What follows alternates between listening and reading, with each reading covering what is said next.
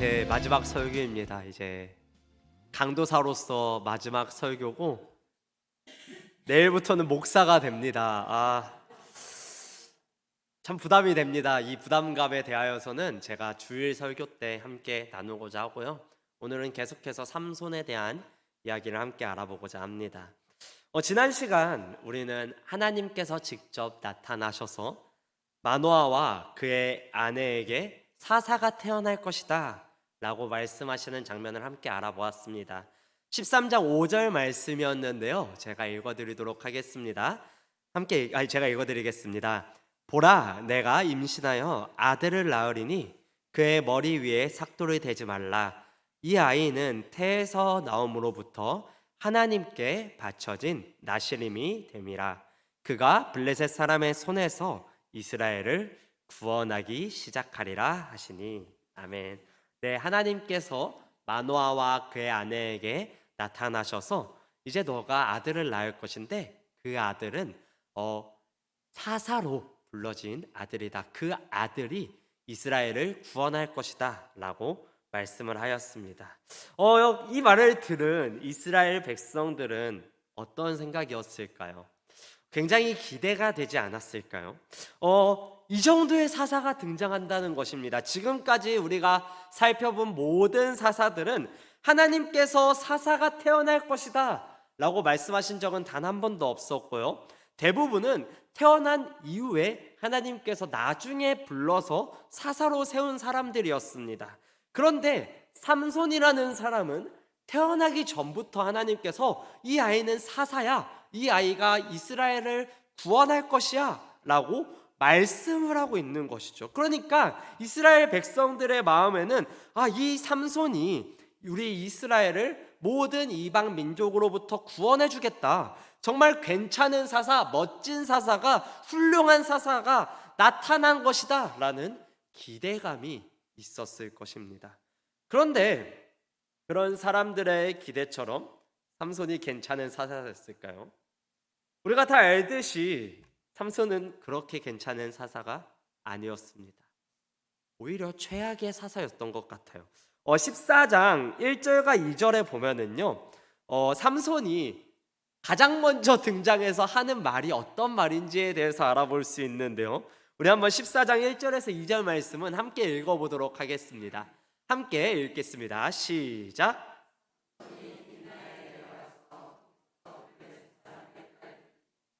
한 여자를 보고 올라와서 자기 부모에게 말하여 이르되, 내가 딥나에서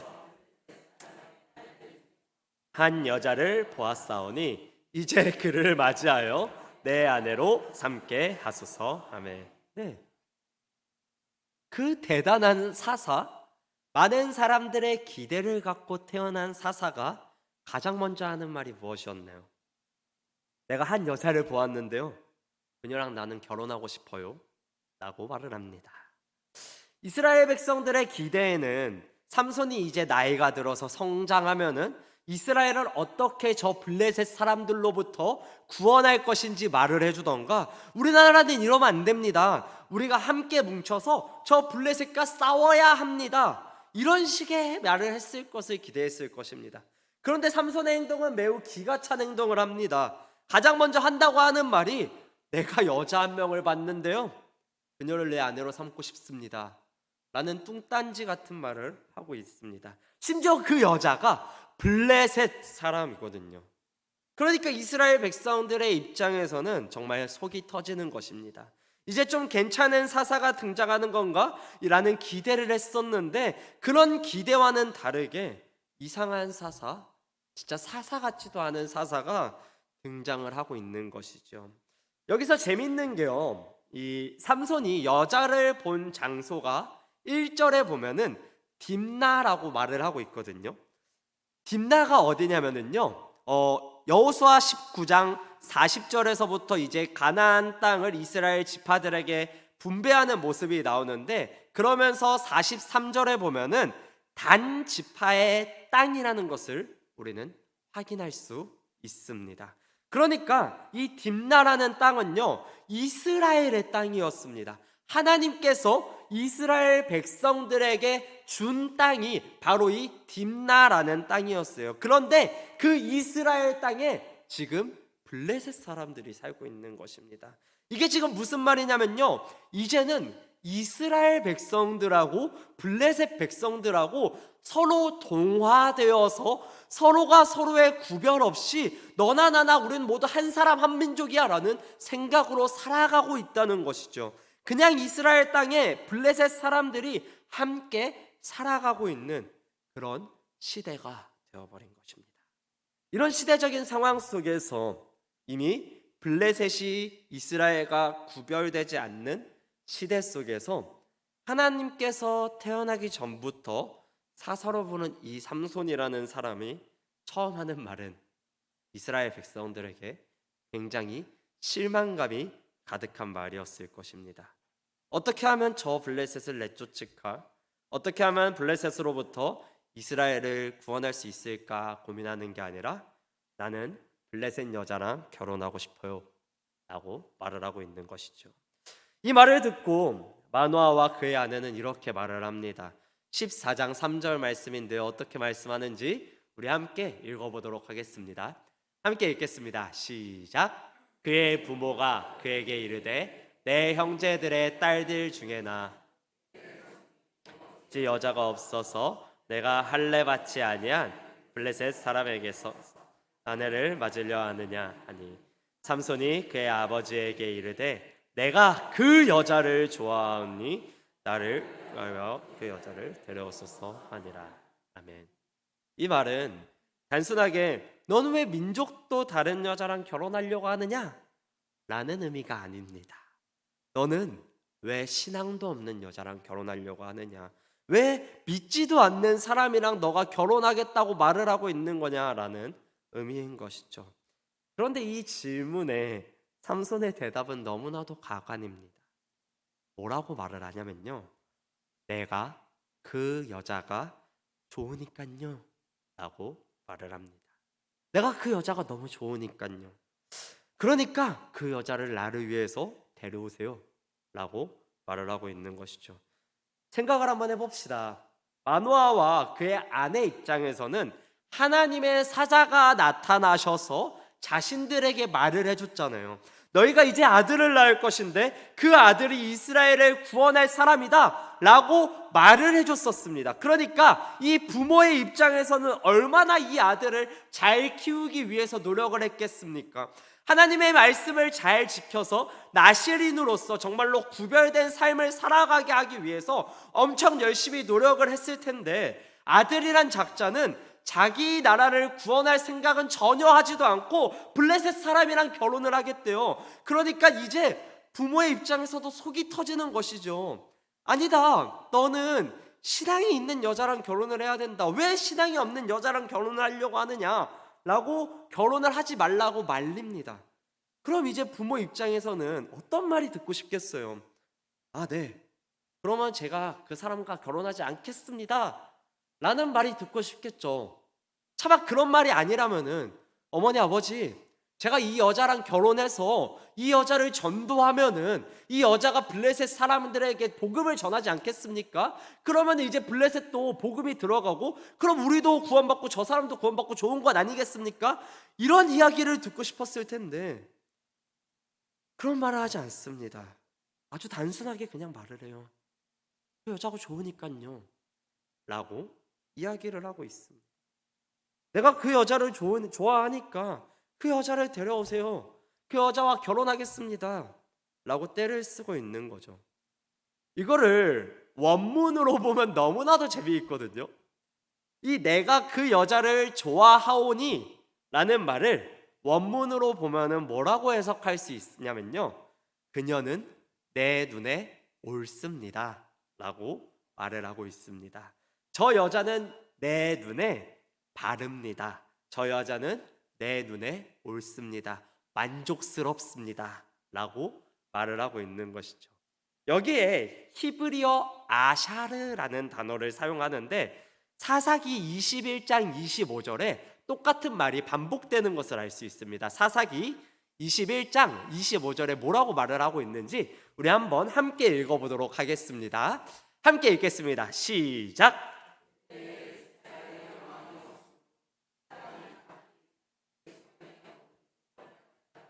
여기서 옳은 대로 행하였다라는 말을 하고 있는데요. 이 말도 동일하게 아샤르라는 단어를 쓰고 있습니다. 그리고 자기의 소견에라고 말을 하는데 여기서 소견이라는 말이 눈이라는 말이에요.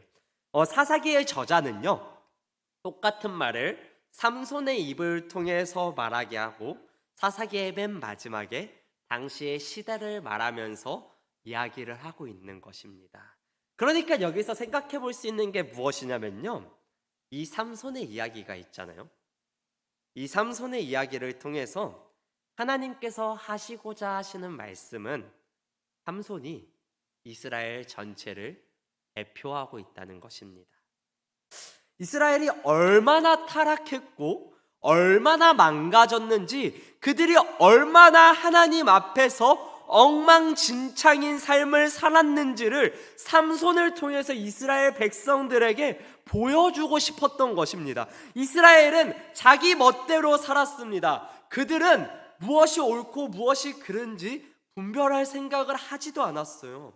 분명 그들에게는 하나님의 말씀이 주어졌었는데 삶을 살아가는 데 있어서 무엇이 하나님께서 기뻐하시는 일이고 무엇이 하나님께서 반역하시는 일인지, 하나님이 싫어하시는 일인지 슬퍼하시는 일인지 그들은 이미 알고 있었습니다.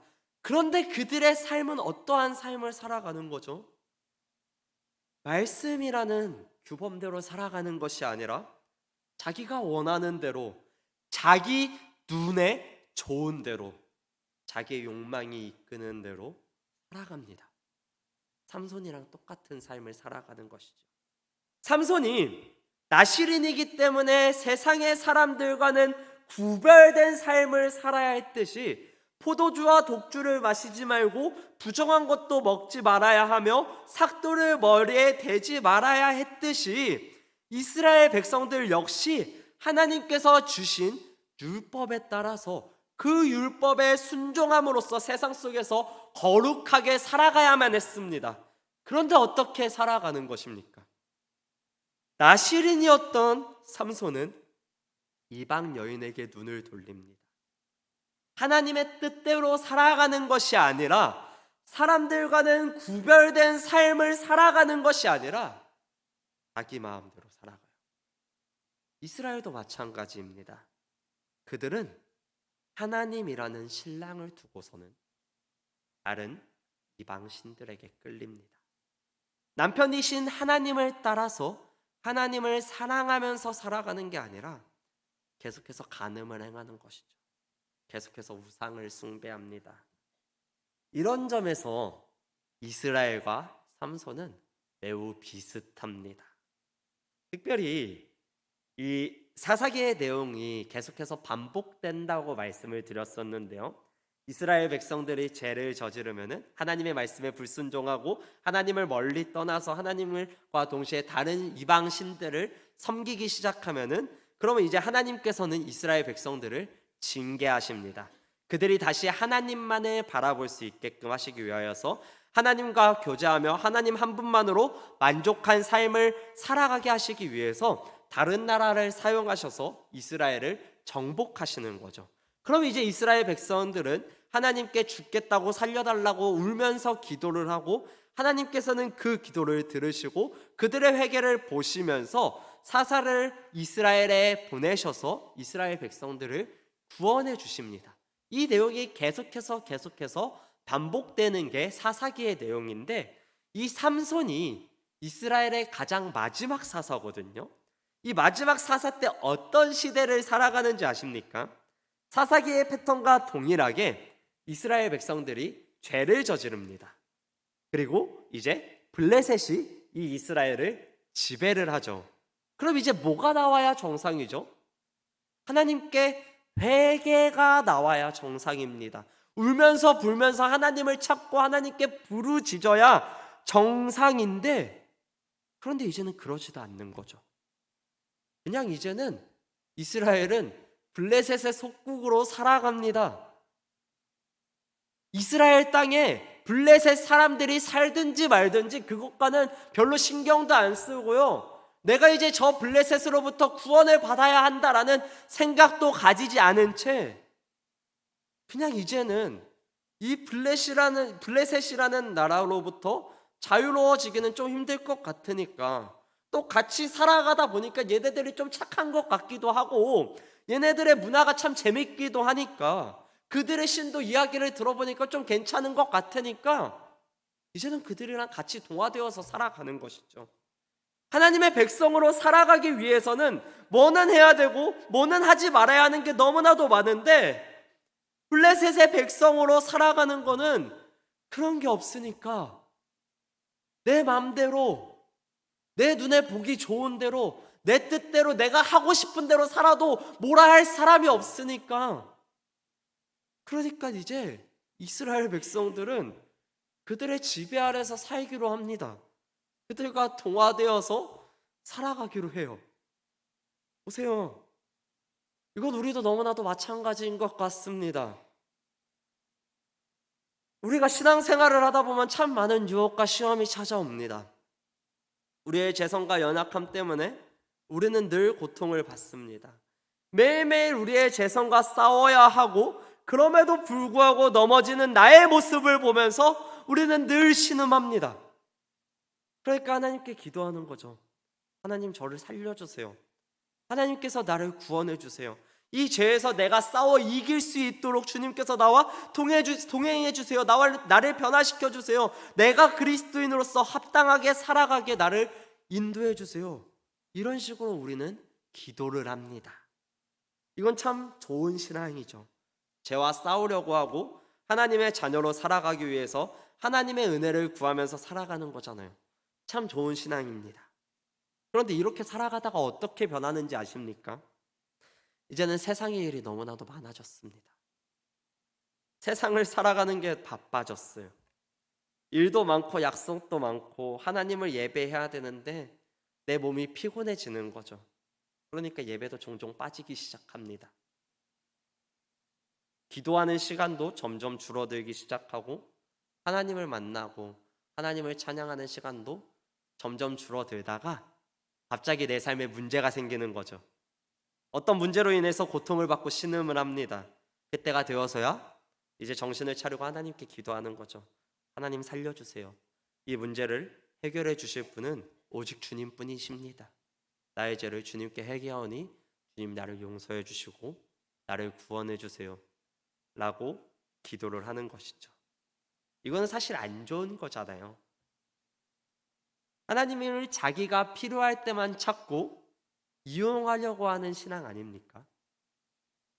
평소에는 자기 마음대로 살다가 하나님도 예배하지 않고 살다가 문제가 생기니까 이제는 어떻게 해결할 방법이 없으니까 그때가 되어서야 하나님을 찾고 하나님께 기도하고 예배하는 거, 이것도 좋은 신앙은 아니거든요.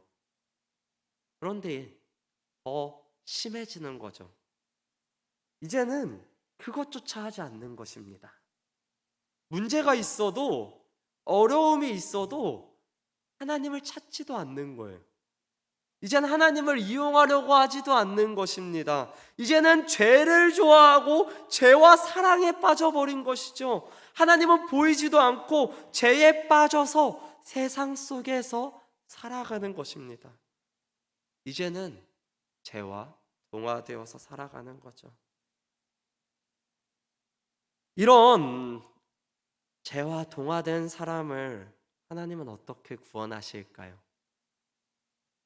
하나님께서는 자기를 찾지도 않는 이스라엘 백성들을 자기를 버리고 죄를 사랑하기 위해 떠난 그 하나님의 도움을 구하지도 않는 사람을요 구원하시기 위해서 작전에 들어가십니다. 우리 4절 말씀을 한번 읽어보도록 하겠습니다. 4절 말씀 우리 함께 읽겠습니다. 시작.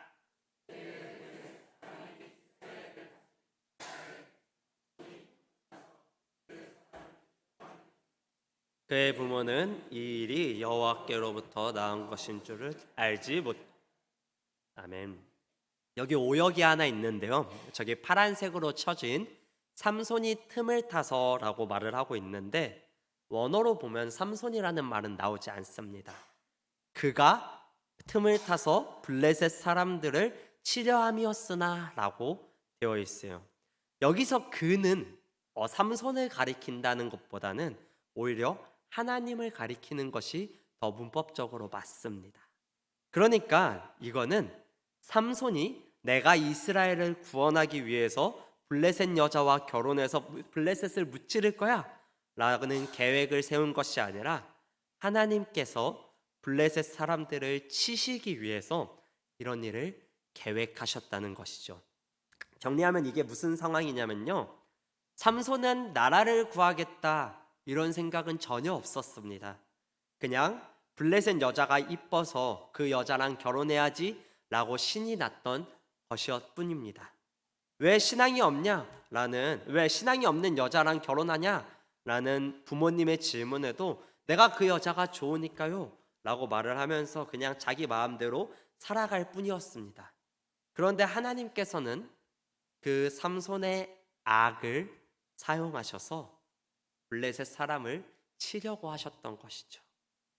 요셉의 형제들이 요셉을 죽이려고 악한 계획을 짜면서 죄를 저질렀는데 하나님께서 그것을 선으로 바꾸셔서 요셉과 그의 형제들을 구원하셨듯이 하나님께서는 삼손의 악을 사용하셔서 이스라엘을 구원하고자 하셨던 것입니다.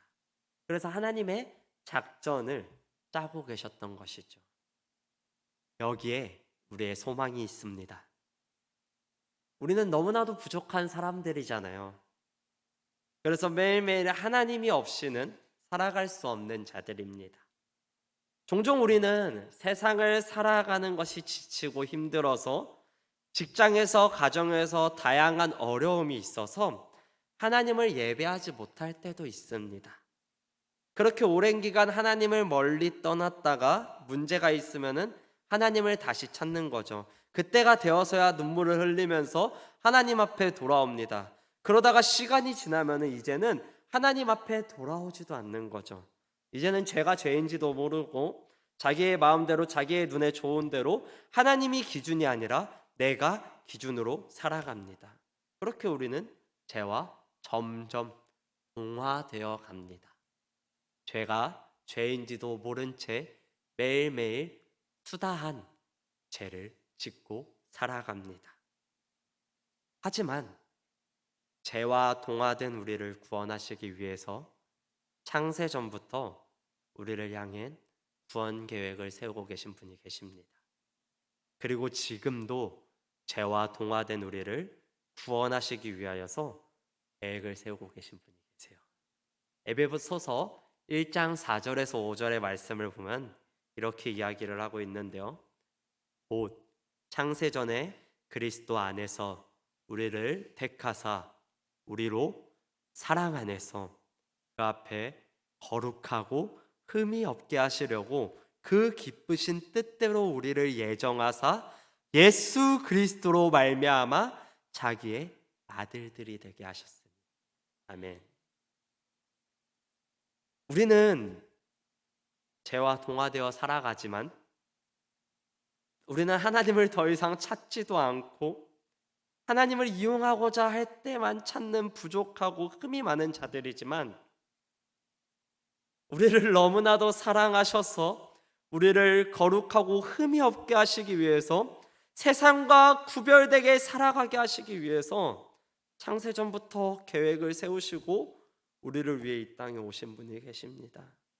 우리가 죄와 동화되어서 더 이상 하나님을 찾지 않으니까 우리와 동화되기 위하여서 우리와 하나 되게 하시기 위하여서 이 땅 가운데 우리를 찾으러 오신 분이 계십니다.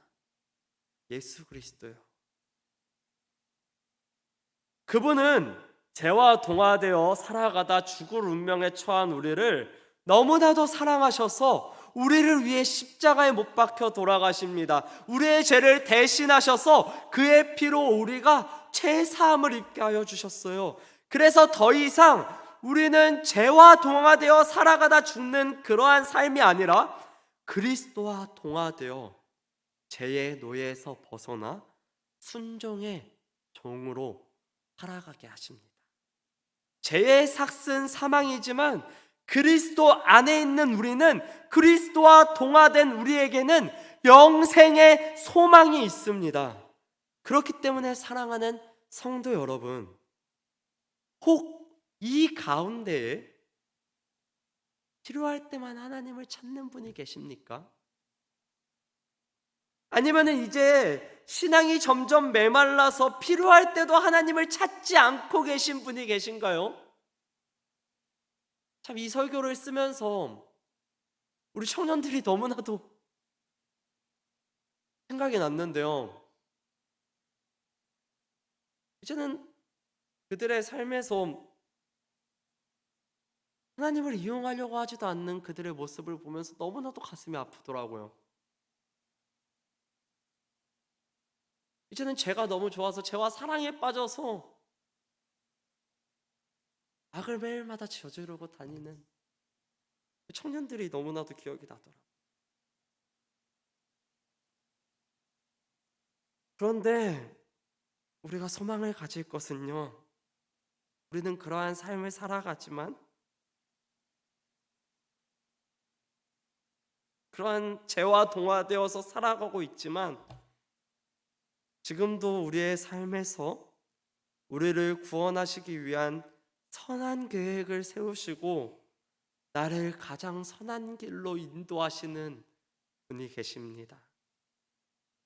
주님을 바라보시기 바랍니다. 그 주님께 돌아오시기 바랍니다. 그리하여서 내 눈에 좋은 대로 행하는 삶이 아니라 하나님의 말씀대로 살아가는 예양교회 모든 성도님들이 되시기를 소망합니다.